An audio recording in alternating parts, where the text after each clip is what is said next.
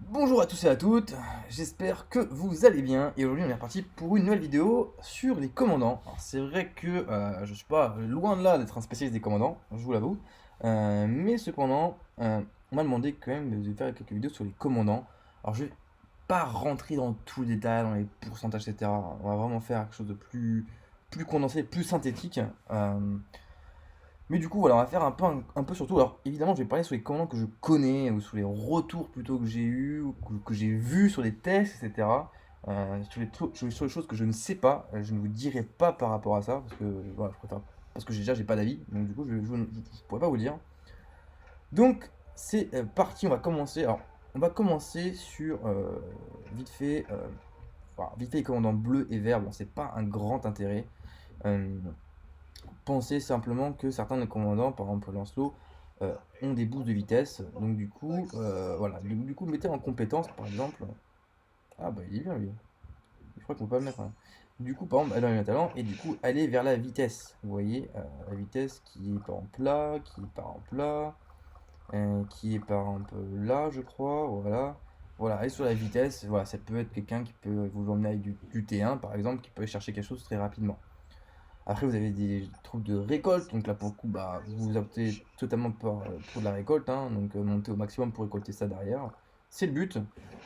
Vous embêtez pas plus, hein, vous montez que l'arbre de talent récolte, et puis après, c'est bon, vous embêtez pas à le monter plus haut que ça. Donc si vous le montez, grosso modo, je crois que c'est autour de 34, 35, enfin c'est facile à monter, hein. Donc moi j'ai un peu la flemme, mais voilà, à l'occasion, faites-le, et puis comme ça vous pouvez les monter. Concernant les commandants épiques, alors évidemment, je pense que ça ne sert plus à rien de le présenter maintenant, que je pense que tout le monde le connaît. Loar, très bon commandant pour monter les champions. Vous pouvez voir il est le S58 depuis la création de mon compte, ça fait quoi 4 mois. Et il n'a jamais pris, je crois, un bouquin d'XP, mais vraiment pas un. Même un bouquin d'XP de 100, il n'en a jamais pris. Donc il est vraiment à fond. Donc il est très bien. Mis à part les barbares, il est inutile, honnêtement. N'emmenez jamais en open fight, enfin, contre des mecs sur le terrain. Ça ne sert à rien, il va se faire démonter. C'est comme si vous emmenez quasiment une armée sans commandant, quoi. Vraiment, ça ne sert à rien. Concernant les comment Kava, qui sont du coup en épique. Donc vous avez Pélage qui est très bien. Alors ce qui est Pélage est très bien du coup, d'une part par ses compétences, mais également parce qu'il fait des dégâts d'AOE, c'est-à-dire qu'il fait des dégâts de zone. Et ça, du coup, c'est plutôt pas mal. Alors, je sais plus combien il fait exactement de dégâts d'AOE. Enfin, je sais plus combien il met de dégâts sur les troupes en fait. Combien il touche de troupes. Je ne sais plus. Bon, je sais plus. Je sais pas où c'est marqué. Non, c'est pas ça. Je sais pas. C'est pas où c'est marqué. Bon, en tout cas, il fait des dégâts de troupes. Et donc, c'est plutôt pas mal. Sur la cible, un film de dégâts supplémentaires. Ouais, je sais pas. Enfin bon, donc du coup, très bon perso. C'est un bon commandant. Je crois que c'est peut-être, pour moi, c'est celui que je préfère le plus, un des que je préfère le plus en épique, qui est vraiment sympathique. Derrière, vous avez aussi Bélisaire qui est très bien. Alors, quand je dis qu'ils sont très bien, c'est pas parce qu'uniquement ils touchent plusieurs personnes. C'est qu'en fait, ils ont leur compétence qui est très intéressante. Là, du part, vous avez des dégâts multiplicateurs qui est très bien. Vous avez augmentation des unités de cavalerie, de l'attaque, de leur défense. Derrière, vous avez ça, encore, l'expertise aussi. Euh, Derrière, vous avez un facteur de soin, donc du coup, vous pouvez peut-être aller avec du soin encore. Enfin voilà, du coup, il a vraiment une bonne synergie tout autour de la cavalerie. Il n'a pas qu'une compétence à cavalerie, et le reste, c'est un peu de la merde. Bélisaire, pareil, très bon champion, hein, des dégâts directs. Il augmente aussi les dégâts sur les barbares. Bon, ça, on s'en fout un peu. Ça, c'est intéressant. Ça, c'est intéressant. Et ça, également, c'est intéressant. Euh, donc voilà, c'est aussi un perso que j'utilise lui personnellement pour la rapidité. Vous allez voir dans son compétence, moi je l'utilise comme ça en tout cas. Non, pas talent. Moi j'utilise comme ça, vous mettez rapidité, donc comme ça, hop hop, et après vous allez chercher le point de rapidité qui est ici, de mémoire. Et après vous allez chercher le point qui est ici. Voilà. Après on a Bébar, alors pareil, un perso qui fait de l'AOE, qui est aussi pas mal. Alors moi je l'ai pas monté en priorité lui parce que à l'époque j'avais pas les sculptures pour, donc du coup c'est pour ça que je l'ai pas en soi focus. Apparemment il est pas mal aussi, donc il fait aussi des dégâts de AOE, il a aussi des bonus d'attaque, réduction, donc c'est vraiment un perso aussi pas mal. Donc voilà, il pourrait très bien se penser s'allier avec les deux, peut-être plus avec Bélisaire. Why not, je sais pas trop. Honnêtement, je l'utilise pas, donc je peux pas trop vous dire par rapport à ça. Également en infanterie, vous avez Sunzi. Sunzi qui est un super commandant. Alors on me dit souvent, mais quelle est la différence entre Sunzi et Eugli? Alors c'est un peu compliqué à dire, c'est qu'en fait il y en a un qui est Sunzi qui est du coup focus, qui a du coup un dégât d'AOE, donc du coup il met des coups sur je sais plus combien de persos encore. Je vais pas encore trouver. Voilà. Donc sur 3 cibles max quand il n'est pas éveillé et sur 5 cibles max quand il est éveillé, enfin quand il a toutes ses compétences, je veux dire. Euh, du coup, c'est-à-dire que vous mettez des dégâts, c'est-à-dire qu'il y a des boules de feu qui tombent sur 5 cibles, donc ce qui est du coup pas mal. Alors que Eugly, c'est un perso qui est bon pour le 1 contre 1, grosso modo. C'est-à-dire que si vous avez 5 troupes, bah, il mettra des dégâts sur une troupe, puis après une troupe, puis après une troupe. Alors que lui, il va mettre des dégâts sur, du coup, sur les 5 troupes. Alors, des dégâts de compétences, évidemment, on se comprend bien. Donc voilà, donc vraiment, vraiment très bon, très bon. Enfin, moi en tout cas, j'adore mon Swansea, il est vraiment super. Alors, du coup, comme je l'utilise lui, je n'utilise pas Eugly, même si j'ai vu des 1v1 se faire, même si j'ai vu des gens en parler, etc. Qui est aussi très bien. Donc, je pense qu'il est aussi très bien, bah, j'en doute pas une seule seconde. Que vous mettez lui ou Swansea, bah, du coup, je pense que les deux feront le café. Après, moi, j'ai ma petite préférence pour Swansea, d'une part parce que, bon, parce que c'est le perso que j'aime bien son image. Parce que aussi j'aime bien son AOE, c'est toujours sympathique de toucher plusieurs personnes en même temps. Derrière, vous avez Boadicée qui peut être sympa pour faire du barbare, ou sinon pour mettre un peu de dégâts. Donc du coup, vous pouvez mettre par exemple en dégâts, vous pouvez mettre avec Osman. En fait, un mec qui multiplie les dégâts, non, grâce surtout à son dégât de comment ça s'appelle, de pouvoir. Je sais pas comment on peut appeler ça en fait. Ça. Donc voilà, je sais pas trop comment appeler ça. C'est pas un perso qu'on met en front line, c'est un perso qu'on met un peu comme les archers, si vous voulez, en arrière. Donc si on se fait focus, on recule et après derrière on renvoie. Derrière vous avez Jeanne d'Arc qui peut être très intéressant. Alors c'est vrai qu'au début on se dit ouais Jeanne d'Arc c'est bien pour la récolte, c'est pas un perso qu'il faut monter. Ce que j'avais entendu au tout début. Alors oui c'est vrai que c'est un perso qui est pas mal, etc. Mais ce que j'aime beaucoup c'est qu'elle a un énorme bonus, notamment quand elle est normalement quand elle est éveillée. Où en fait ça augmente la défense, l'attaque, la santé. Enfin c'est vraiment, elle a un bonus oufissime ce perso, vraiment trop bien. Enfin, j'adore, en plus elle heal, donc c'est vraiment un très bon perso défensif. Elle apporte vraiment un très gros buff, je trouve. Donc c'est plutôt intéressant à prendre. Alors du coup, vous pouvez prendre ça avec par exemple un Scipion. Scipion, ça peut être intéressant. Alors moi, je suis pas un fan de Scipion. C'est-à-dire que moi, dès que je vois un Scipion sur le terrain, la seule chose que je fais, c'est que je le focus et je le démonte. Donc je suis pas un grand fan de Scipion. Mais je sais que, malgré tout, je sais que le compo Scipion avec Jeanne d'Arc, ça peut marcher et ça plaît à beaucoup de gens. Après, ouais, je suis pas un grand fan parce que c'est vrai que Scipion, vous pouvez avoir plusieurs unités avec Scipion, donc ça lui donne des bonus. Et du coup, avec Jeanne d'Arc, vous avez du coup, dans son bonus, dans son compétence active, vous avez du coup des bonus pour chaque troupe d'unité. Donc, du coup, en fait, ça marche bien entre les deux, si vous voulez. Ça match assez bien. Derrière, on a du coup de l'archerie, du coup, avec Herman ou Kuzunoki, là, voilà.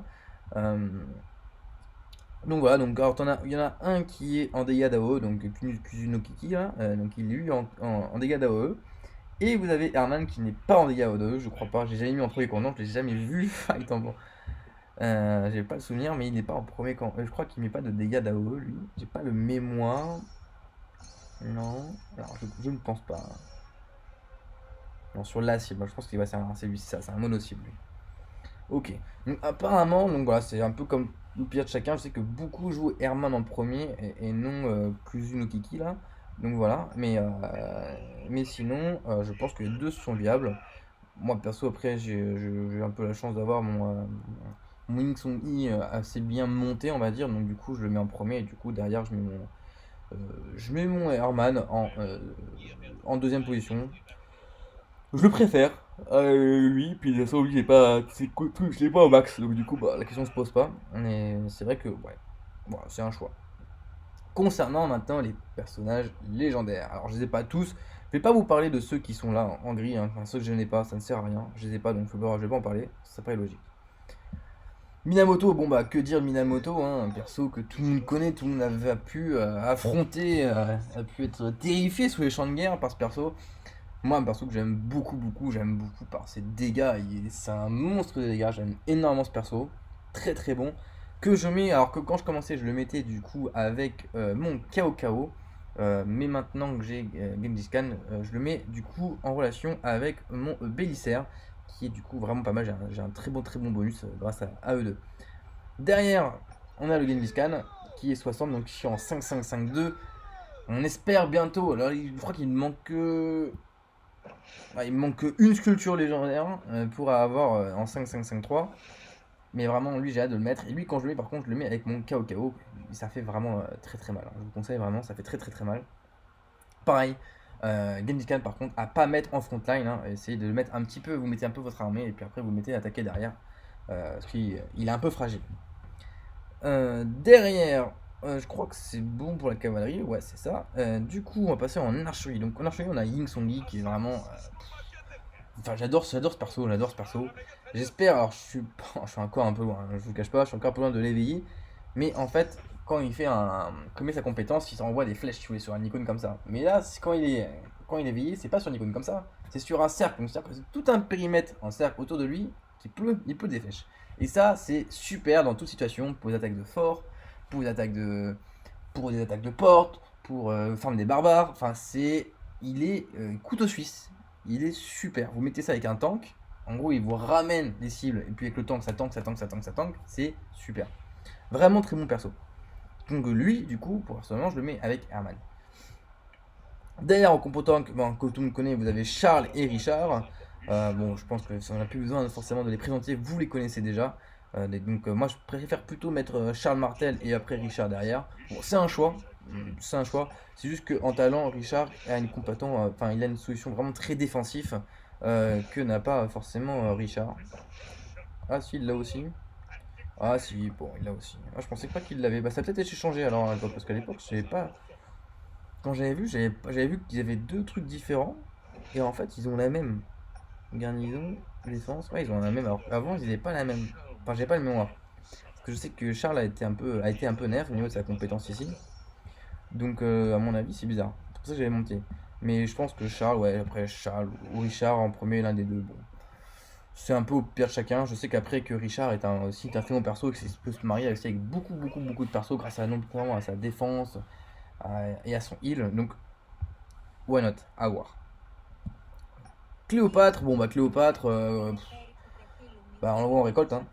On l'envoie en récolte. Évitez de l'amener en combat, quoi. Elle est pas utile. Mettez surtout pas de culture sur elle, ça sert à rien. Pareil, si on dérogue, bon bah elle, on nous l'a offert grâce au jeu. Évidemment, à ne pas monter. Je l'ai monté level 27. Pourquoi?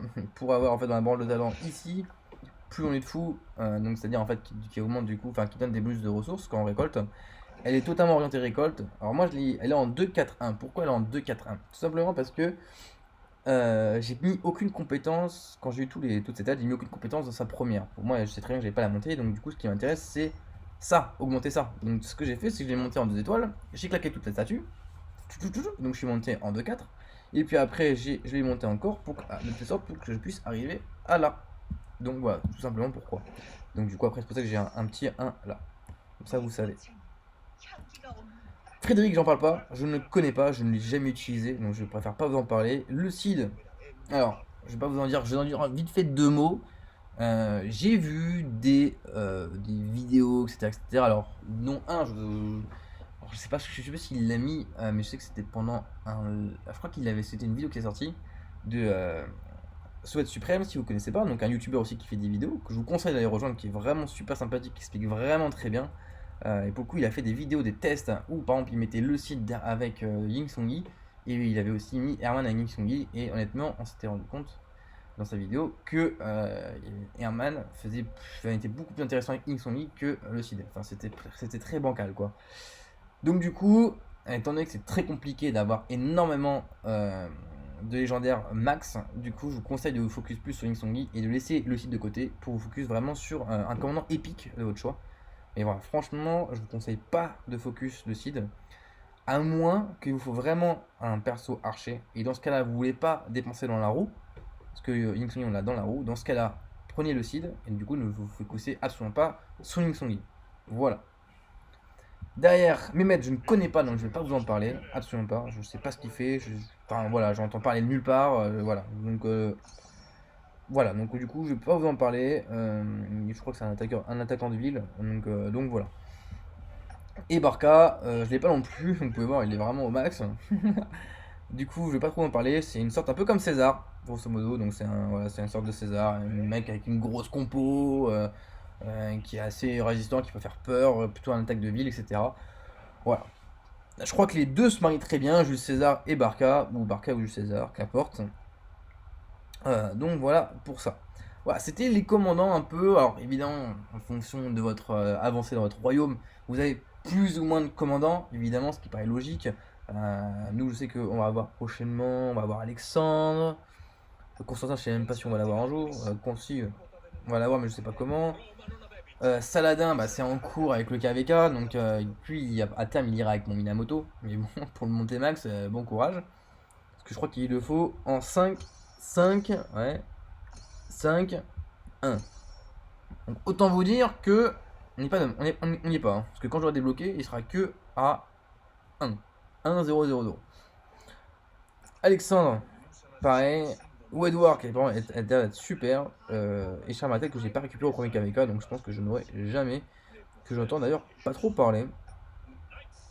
Donc voilà. Voilà, donc je peux pas vous en dire plus parce que je les connais pas. Voilà, je suis honnête avec vous, je les connais pas, donc voilà, je peux pas vous en dire plus.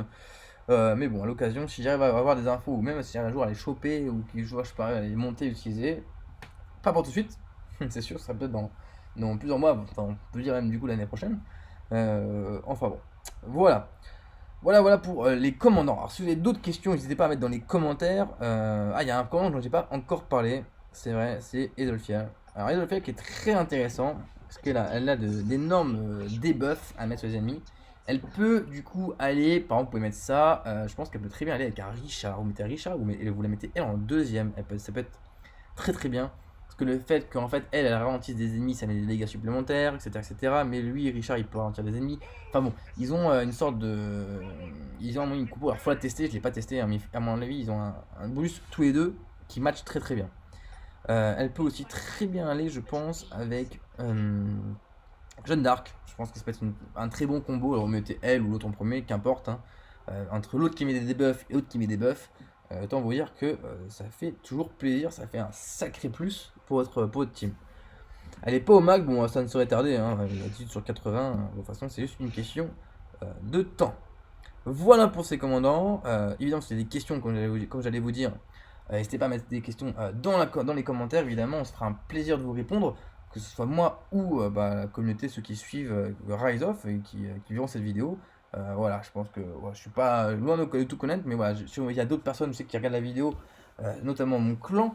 Et s'ils ont des trucs à rajouter par rapport à ça, des compos ou je ne sais quoi d'autre, détails croustillants, pour ceux qui ne savent pas, et bah n'hésitez pas, ça fera toujours plaisir, c'est toujours bon à savoir, ça peut toujours nous servir.